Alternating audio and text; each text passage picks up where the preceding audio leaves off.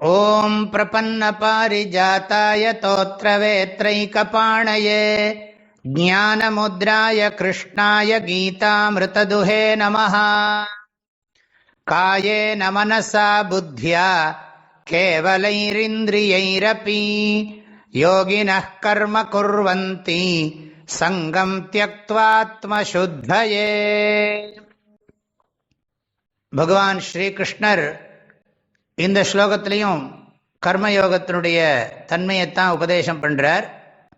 காயேன மனசா புத்தியா கேவலைர் இந்திரியைரப்பி யோகினஹா கர்ம குர்வந்தி. கர்மயோகிகளெல்லாம், அதாவது சரியான பாவனையோடு செய்ய வேண்டிய கடமைகளை முறையாக செய்கிறார்கள். யோகினஹா கர்ம குர்வந்தி, செயல் புரிகிறார்கள். எப்படி செயல் புரிகிறார்கள்னா, கேவலைர் இந்திரியைரப்பின்னு இருக்கு ஸ்லோகத்தில். அந்த கேவலைங்கிறத எல்லாத்துலேயும் சேர்த்துக்கணும். அதாவது கேவலம்ங்கிற அந்த சப்தத்துக்கு ஒன்லின்னு அர்த்தம், ஒன்லி ஃபார் காட்.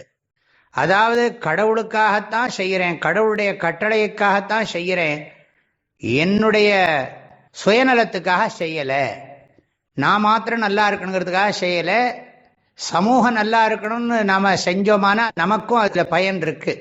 பொதுநலத்தில் சுயநலம் அடங்குகிறது, ஆனால் சுயநலத்தில் பொதுநலம் இல்லை அப்படின்னு எல்லாருக்கும் தெரியும். காயேன அப்படின்னு சொன்னால் கேவலேன காயேன, அதாவது இந்த உடம்பை நான் எதுக்கு பயன்படுத்துகிறேன் அப்படின்னு கேட்டால் பகவானுடைய கைங்கரியத்துக்கு தான் பயன்படுத்துகிறேன்.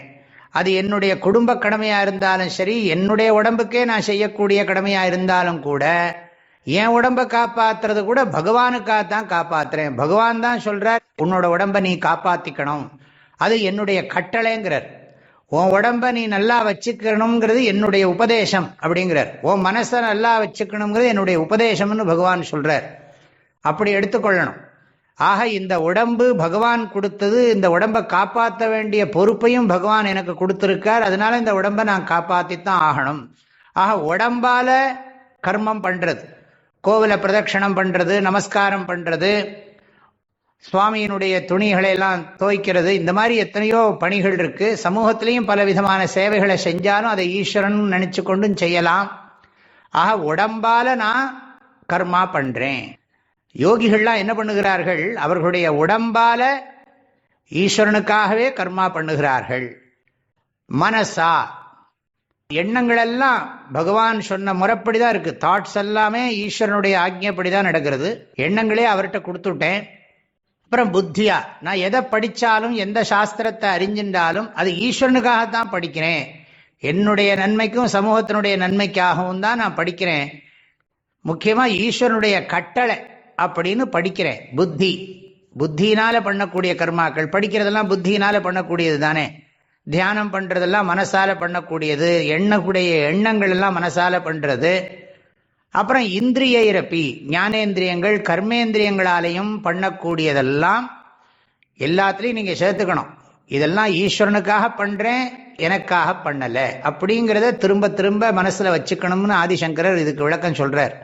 இந்த கேவலைங்கிறத கேவலேன காயேன, கேவலேன மனசா, கேவலையா புத்தியா, கேவலைஹி இந்திரியைஹி அப்பி, அதனாலையும் அர்த்தம் இந்திரியங்களாலும், கண்ணாலையும் காதாலையும், மெய்வாய் கண் மூக்கு செவி இவைகளாலும், கர்மேந்திரியங்களாலும் எல்லாம் ஈஸ்வரனுக்காகத்தான் பண்றேன்.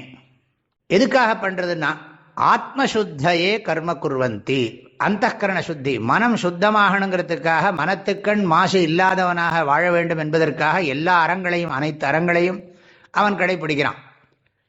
இது திருக்குறள்ல இருந்து நான் உங்களுக்கு மேற்கோளா சொல்லியிருக்கேன். மனத்துக்கண் மாசில நாதல் அனைத்தரன் ஆக்குல நீர பிற. அது எப்படி செய்யணும்னா சங்கம் தியக்த்வா, பற்றை துறந்து. உடலை பயன்படுத்தணும், உடலை கவனிச்சுக்கணும், ஆனால் உடல் பற்று, உலகப்பற்று, எந்த பற்றும் வேண்டாம். பொருள்ல பற்று, பற்றற்று பணி புரிவது, என் கடன் பணி செய்து கிடப்பதே, தன் கடன் அடியேனையும் தாங்குதல் அப்படிங்கிற ஒரு மனோபாவனையோட செய்யப்படுவதைத்தான் பகவான் இந்த ஸ்லோகத்தில் உபதேசம் பண்ணியிருக்கார். பற்றை துறந்து மன தூய்மைக்காக யோகிகள் எப்பொழுதும் உடம்பாலையும் மனசாலையும் புத்தியாலையும் இந்திரியங்களாலையும் பகவானுக்காகவே கர்மாக்களை செய்கிறார்கள் என்பது இந்த ஸ்லோகத்தினுடைய பொருள். இதுதான் கர்மயோகம். காயேன மனசா புத்தியா கேவலைரிந்திரியைரபி யோகினः கர்ம குர்வந்தி சங்கம் த்யக்த்வாத்மசுத்தயே. எல்லோருக்கும் பரிபூர்ணமான ஆசீர்வாதங்கள், மனமார்ந்த நல்வாழ்த்துக்கள். ஹரி ஓம்.